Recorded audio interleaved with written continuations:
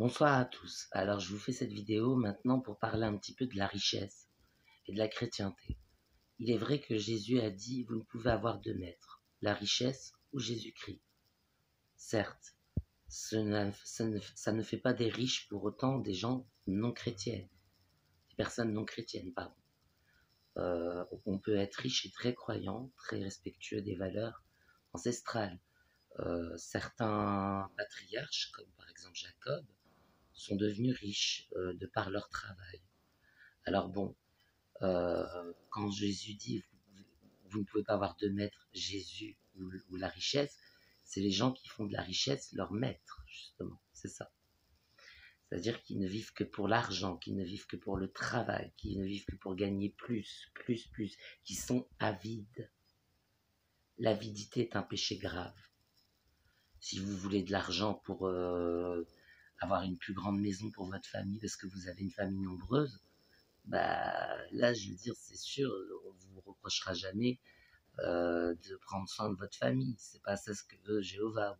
Notre Père Céleste ne veut pas que nous soyons pas capables de prendre soin de nos proches. Ça n'a rien à voir. Mais c'est vrai que la richesse est souvent domine un peu l'homme et réveille ses plus bas instincts. C'est en ça que Jésus se méfie de cette richesse, de cet argent. Voilà. Autrefois, il y avait le troc.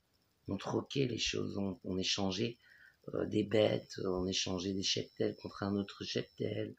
Même pour un mariage, on offrait toujours quelque chose, une dot en troc. Il n'y avait pas vraiment de monnaie à l'époque. Bon, c'est arrivé après, parce qu'on trouvait que c'était pas équitable de troquer systématiquement des choses contre des choses. Et les riches avaient toujours plus que les pauvres.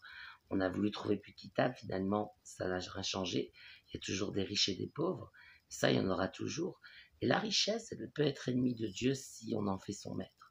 Par contre, si elle est nécessaire à une meilleure vie de famille ou si par exemple quelqu'un qui est seul est riche et fait des dons à des œuvres caritatives, bien sûr que c'est bien pour lui de partager sa richesse, de faire du bien avec la richesse. Si vous recherchez la richesse pour faire le bien, bien sûr qu'elle est bien. Si vous la recherchez pour être plus riche, plus puissant, plus fort, plus avide, en fait, c'est l'avidité. Le péché, en fait, c'est l'avidité. Mais la richesse ne veut pas dire ne pas être chrétien.